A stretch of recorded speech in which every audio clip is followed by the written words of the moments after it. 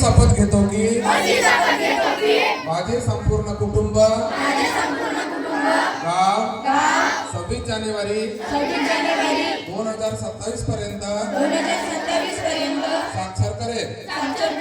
मी स्वतः असाक्षर राहणार नाही आणि इतरांना असाक्षर राहू देणार नाही. मी माझ्या कुटुंबातील सदस्य मित्र आणि समाजातील प्रत्येक व्यक्तीला वाचन लेखन व संख्याज्ञान शिकण्यासाठी प्रयत्न करेन. मी किमान 2 असाक्षर व्यक्ती साक्षर करण्यासाठी प्रचार प्रसार करीन.